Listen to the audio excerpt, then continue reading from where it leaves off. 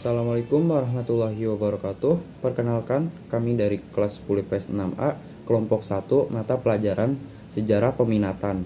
Di sini saya bersama teman saya, yaitu Jessica Prinopaliana, Faturrahman Attaqi, Kokom Komalasari, Manda, dan Meisya. Di sini kami akan mempresentasikan materi bab 2, yaitu kehidupan manusia praaksara di Indonesia. Bagian A, kehidupan awal manusia Indonesia. Assalamualaikum warahmatullahi wabarakatuh. Nama saya Kokom Komalasari dari kelompok 1. Saya ingin presentasikan kehidupan awal manusia Indonesia. Masa berburu dan mengumpulkan makanan beramu tahapan dan kehidupan manusia. Pada masa praksara adalah masa berburu dan mengumpulkan makanan. Pada masa berburu dan beramu kehidupan masyarakat bergantung pada alam. Kehidupan manusia sosial budaya. Sebagai makhluk sosial, manusia selalu membutuhkan bantuan dari orang lain dalam menjalani kehidupan. Pada masa berburu dan mengumpulkan makanan, manusia masih memiliki pengetahuan keterampilan yang terbatas dalam memanfaatkan alam. Kehidupan ekonomi manusia pada masa berburu dan mengumpulkan makanan yang sudah disediakan oleh alam. Manusia hidup dalam kecil yang sering berpindah-pindahan. Makanan yang disediakan alam.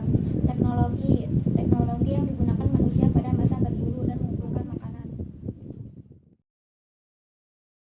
Teknologinya pada masa manusia mengumpulkan makanan-makanan berkaitan peralatan digunakan untuk berburu.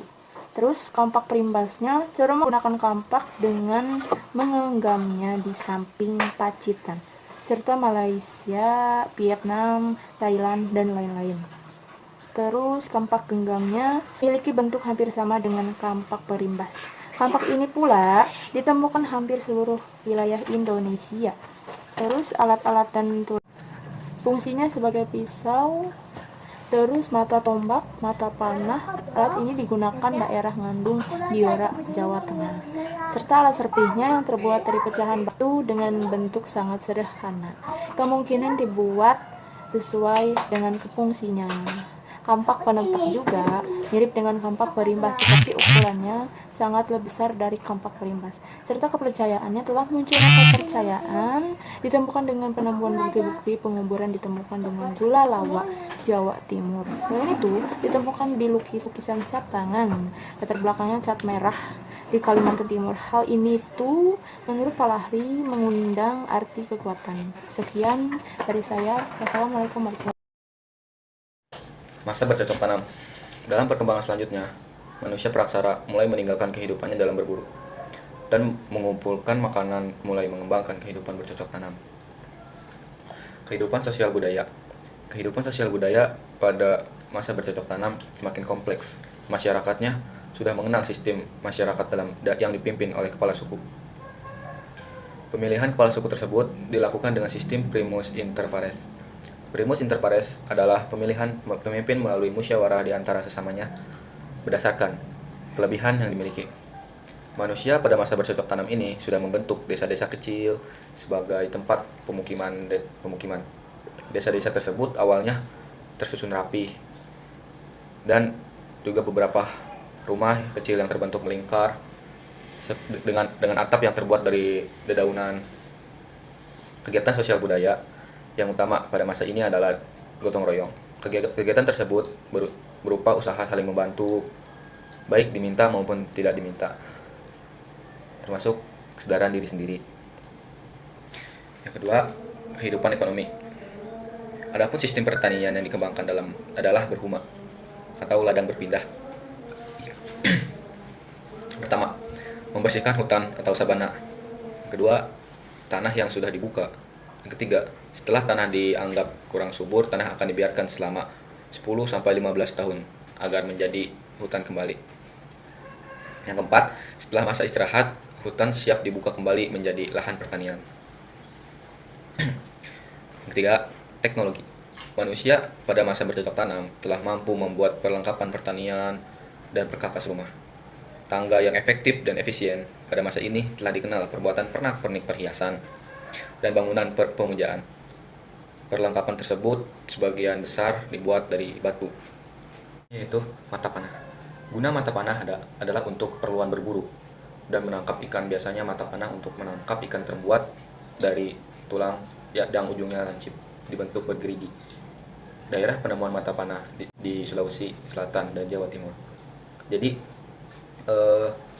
pada masa itu kegiatan berburunya menggunakan tulang yang dibuat lancip, ujungnya bergerigi, agar dapat membuat mangsanya cepat mati, istilahnya begitu.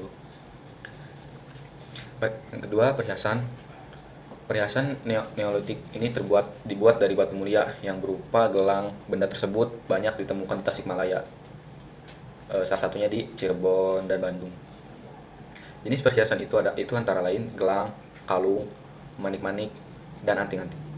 Bahan-bahan yang digunakan untuk membuat perhiasan adalah batu-batu indah seperti agat, kalsedon, dan jaspis. Dan yang lainnya ialah gerabah. Teknologi yang digunakan untuk membuat gerabah masih sederhana, yaitu dengan teknik tatap sehingga hasilnya masih kasar dan tebal. Gerabah dibuat dari tanah liat dan pasir, dan kedupaan daerah penemuan gerabah di Jawa Timur, Sulawesi Tengah, dan Sulawesi Utara. D. Kepercayaan. Manusia pada masa ini sudah memasuki zaman megalitikum. Megalitikum merupakan kebudayaan yang menghasilkan bangunan-bangunan besar monumental yang terbuat dari batu-batu besar. Bangunan megalitikum ini digunakan sebagai sarana menghormati dan pemujaan roh nenek moyang.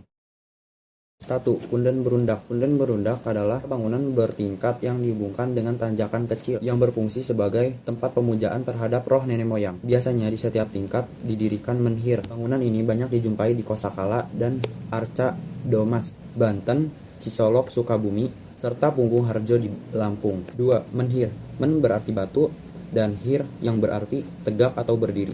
Menhir adalah tiang batu yang terbuat dari batu yang didirikan sebagai tanda peringatan dan melambangkan arwah nenek moyang hingga menjadi benda pujaan dan ditempatkan pada suatu tempat. Fungsi menhir adalah sebagai sarana pemujaan arwah nenek moyang, sebagai tempat memperingati ketua suku yang telah meninggal, dan sebagai tempat menampung kedatangan roh. Menhir banyak ditemukan di Sumatera Selatan, Jawa Barat, dan Sulawesi Tengah. 3. Kubur peti batu. Kubur peti batu banyak ditemukan di daerah Kuningan, di Jawa Barat. Kubur peti batu yaitu peti jenazah yang terpendam di dalam tanah, yang berbentuk persegi panjang, sisi, alas, dan tutupnya terbuat dari papan batu yang disusun menjadi peti. 4. Waruga. Waruga adalah kubur batu yang berbentuk kubus atau bulat dengan tutup yang berbentuk atap rumah. Bentuk dan fungsi waruga seperti sarkofagus, tetapi dengan penempatan posisi mayat jongkok terlipat. Waruga hanya ditemukan di Minahasa. 5. Sarkofagus. Sarkofagus atau keranda adalah peti jenazah yang berbentuk seperti lesung, tetapi mempunyai tutup. Pembuatannya seperti lesung batu, tetapi bentuknya seperti keranda. Salah satu penemuan sarkofagus adalah di Bali. Isinya tulang belulang manusia, barang-barang perunggu dan besi, serta manik-manik. Sarkofagus juga ditemukan di Bondowoso, Jawa Timur. 6. Dolmen. Dol yang berarti meja dan men yang berarti batu. Dolmen adalah meja batu besar dengan permukaan rata yang berfungsi sebagai meletakkan sesaji, sebagai tempat meletakkan roh, dan menjadi tempat duduk ketua suku agar mendapatkan berkat magis dari leluhurnya. 7. Arca atau patung. Arca atau patung terbuat dari batu yang berbentuk manusia atau binatang yang melambangkan nenek moyang dan menjadi pemujaan. Peninggalan megalitikum ini banyak ditemukan di dataran tinggi Pasemah, yaitu pegunungan di antara Palembang dan Bengkulu. Penyelidikan di Pasemah ini dilakukan oleh Dr.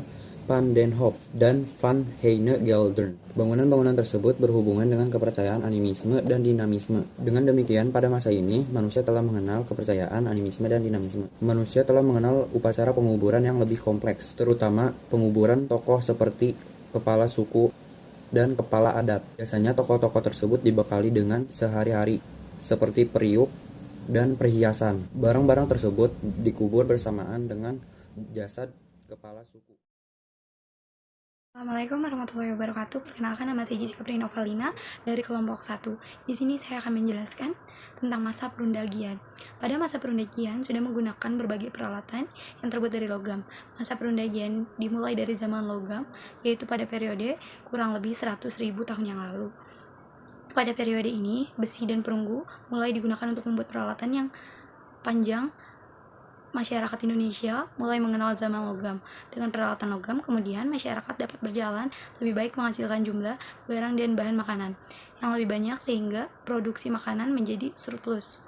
Setelah menjelaskan masa perundagian, saya akan menjelaskan tentang kehidupan sosial budaya, kehidupan ekonomi, dan teknologi. Kehidupan sosial budaya adalah kehidupan masyarakat yang berkaitan dengan budaya yang terdapat di dalam suatu masyarakat yang saling berinteraksi sehingga dapat mempengaruhi nilai-nilai sosial yang menjadi ciri masyarakatnya. Sistem kemasyarakatan pada masa perundagian sudah teratur. Mereka menggabungkan desa-desa kecil untuk dikembangkan menjadi kelompok sosial yang besar. Kelompok masyarakat tersebut dipimpin seorang kepala suku yang bergelar datu. Benda hasil kebudayaan pada zaman perundagian mengalami kemajuan dalam hal bahan dan teknik pembuatan. Pada zaman sebelumnya hanya menggunakan batu, tulang, kayu, dan tanah liat, pada masa perundagian telah berhasil membuat benda, perunggu, dan besi. Selanjutnya, kehidupan ekonomi. Kegiatan ekonomi pada masyarakat perundagian sudah kompleks, pertanian yang dikembangkan sudah maju, sebagian besar masyarakat telah meninggalkan sistem berhuma dan beralih sistem masyarakat pertanian, lahan basah, dan persawahan. Benda-benda logam yang merupakan komoditas perdagangan yang bernilai, alat pertanian, rumah tangga, dan sebagai simbol status. Lanjut yang ketiga, teknologi. Pada masa perundagian, perkembangan teknologi ditandai dengan penguasaan teknik pengolahan logam. Benda-benda logam dibuat menggunakan teknik bivalve atau stangkup dan teknik perdu atau cetakan lilin. Apa itu teknik bivalve atau stangkup? Teknik bivalve adalah teknik cetakan menggunakan dua alat yang dijadikan satu dan dapat ditangkupkan. Cetakan dengan teknik ini dapat digunakan berkali-kali. Hasil dari teknik stangkup memperlihatkan garis panjang pertautan kedua bagian yang menangkup itu. Contohnya cetakan nekara. Peralatan cetakan untuk membuat nekara masih dapat ditemukan di Bali. Teknik perdu atau cetakan lilin adalah penggunaan lilin sebagai intinya. Lilin dibentuk dan dihias kemudian dibungkus dengan tanah liat dan di bagian atas dan bawahnya terdapat lubang. Perbedaan antara bivalve atau perdu adalah bivalve bisa digunakan berkali-kali menggunakan dua cetakan, sedangkan perdu atau cetakan lilin hanya bisa digunakan sekali menggunakan lilin. Sekian dari saya dan akan dilanjutkan dengan teman saya yang bernama Manda. Terima kasih. Wassalamualaikum warahmatullahi wabarakatuh. Assalamualaikum warahmatullahi wabarakatuh. Perkenalkan, nama saya Manda dari kelas 10 IPS 6 dari kelompok 1. Di sini saya akan mempresentasikan tentang benda-benda logam yang dihasilkan pada masa perundagian. Nekara perunggu. Nekara merupakan genderang besar yang terbuat dari perunggu, berpinggang di bagian tengahnya dan tertutup di bagian atasnya. Nekara dimungkinkan berfungsi sebagai sarana upacara atau kesuburan dan kematian, dan dijadikan simbol status sosial. Fungsi lain dari nekara dimungkinkan untuk memanggil roh leluhur untuk turun ke dunia, memberi berkat, serta memanggil hujan. Nekara ditemukan di Sumatera, Jawa, Bali, Rote, Selayar, dan Kepulauan Kei. Negara yang terbesar terdapat di Pura Penataran Sasi di Desa Intaran, daerah Pejeng, Bali. Negara ini bergaris tengah 160 cm dan tingginya 198 cm. Ditemukan sejenis nekara yang kecil dan langsing yang disebut moko atau mako. Yang kedua, kapak corong atau kapak sepatu.